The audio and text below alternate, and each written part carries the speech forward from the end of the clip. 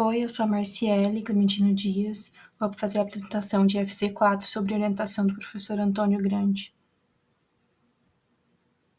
Primeiramente, no sumário, né? Então, vamos ter aqui a introdução, revisão sistemática, falar um pouco sobre o pico, da metodologia, um pouco sobre o grade, resultados e também a conclusão.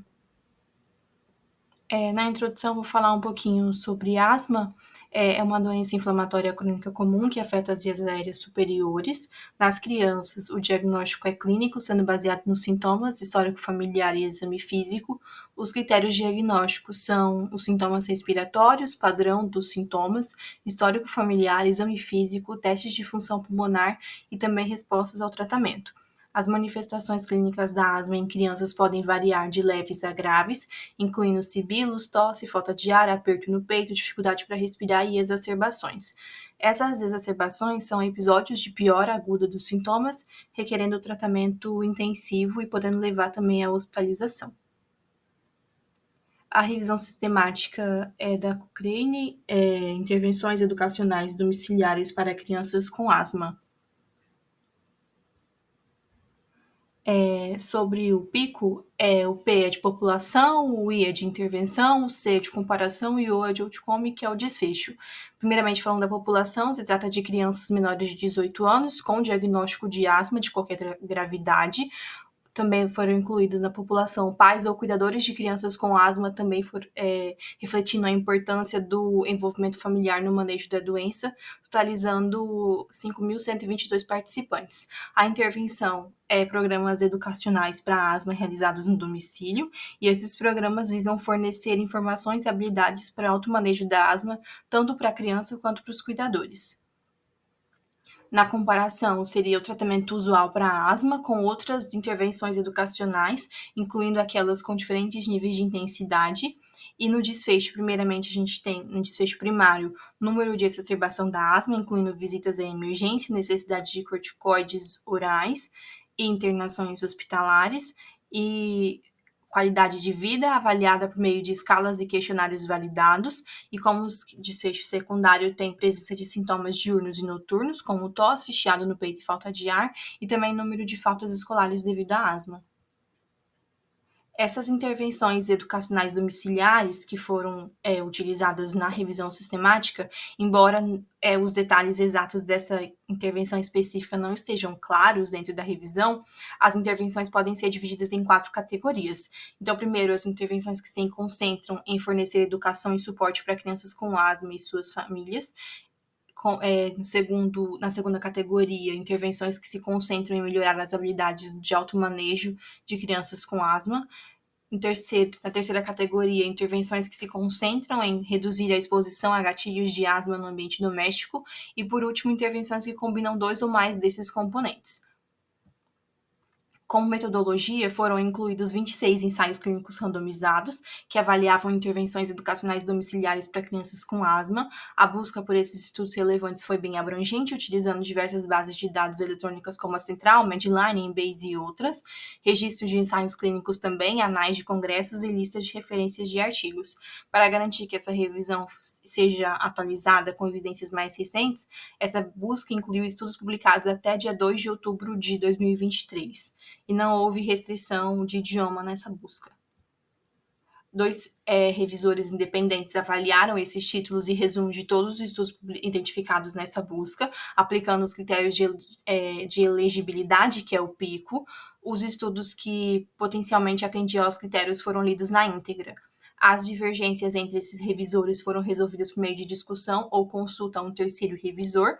O risco de viés dos estudos incluídos foi avaliado por 2 revisores independentes utilizando a ferramenta Risk of Bias, acho que é assim que fala, 2.0, que avalia diferentes domínios de viés como seleção, desempenho, detecção, atrito e relato.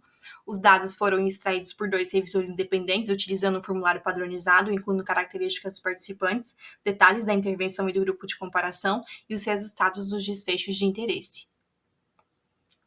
A abordagem grade que é utilizada É um sistema amplamente utilizado para avaliar a qualidade das evidências científicas e a força das recomendações em revisões sistemáticas e diretrizes clínicas, e ela avalia a qualidade metodológica dos estudos incluídos na revisão, considerando fatores como randomização, cegamento, alocação oculta e relatos de desfechos.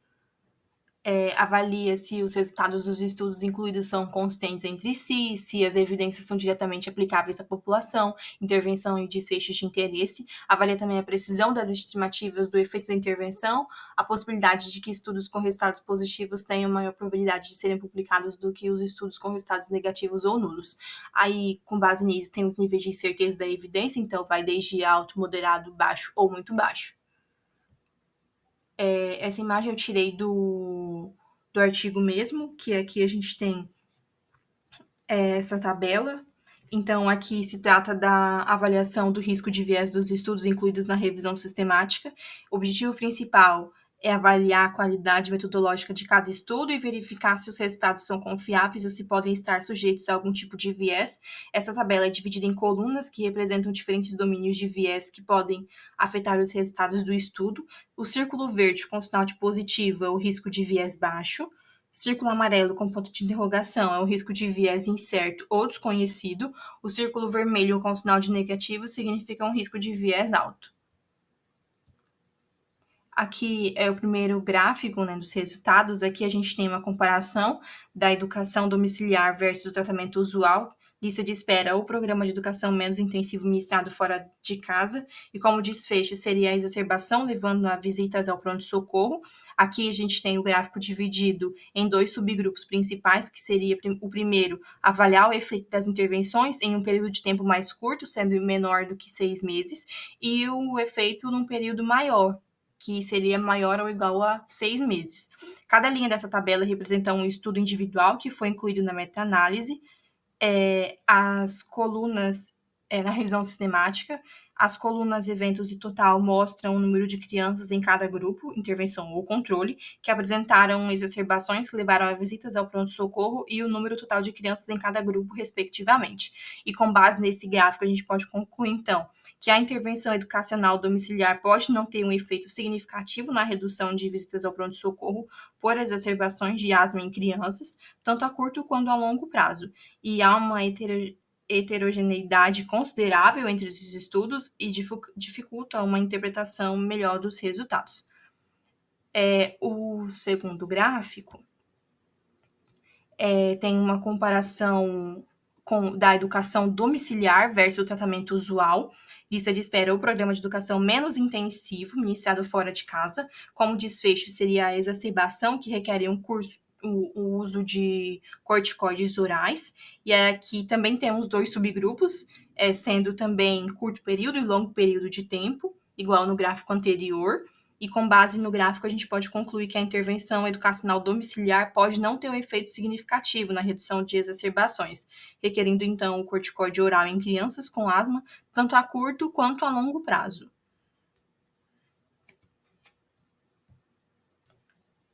No gráfico 3, temos uma comparação da educação domiciliar versus o tratamento usual, lista de espera ou programa de educação menos intensivo ministrado fora de casa. Como desfecho, aqui foi utilizada a qualidade de vida. E aqui foi dividido também em dois subgrupos, mas aqui pensando na qualidade de vida do cuidador e também da qualidade de vida da criança. Essa intervenção educacional domiciliar pode ter um efeito positivo na qualidade de vida dos cuidadores de crianças com asma. Aqui no quarto gráfico, temos uma comparação da educação domiciliar versus o tratamento usual, lista de espera ou programa de educação menos intensivo, ministrado fora de casa. Como desfecho, tem os sintomas diurnos, que seria a mudança na média de dias livres de sintomas em 2 semanas. E com base nesse gráfico, conclui-se que a intervenção educacional domiciliar pode não ter um efeito significativo na mudança na média de dias livres de sintomas em 2 semanas em crianças com asma. Aqui no gráfico 5, temos uma comparação de educação domiciliar versus tratamento usual, lista de espera ou programa de educação menos intensivo, ministrado fora de casa, como desfecho, dias de ausência da escola. Com base nesse gráfico, podemos concluir que a intervenção educacional domiciliar pode não ter um efeito significativo na redução de dias de ausência escolar em crianças com asma. E aqui no gráfico 6, é a comparação de educação domiciliar versus tratamento usual, lista de espera ou programa de educação menos intensivo, ministrado fora de casa. Como desfecho, tem a exacerbação, que leva à hospitalização, subgrupo por período de tempo de acompanhamento. Aqui também temos os dois subgrupos, como foi usado nos primeiros gráficos, que seria por curto período e longo período, também curto período menos de 6 meses, longo período maior ou igual a 6 meses.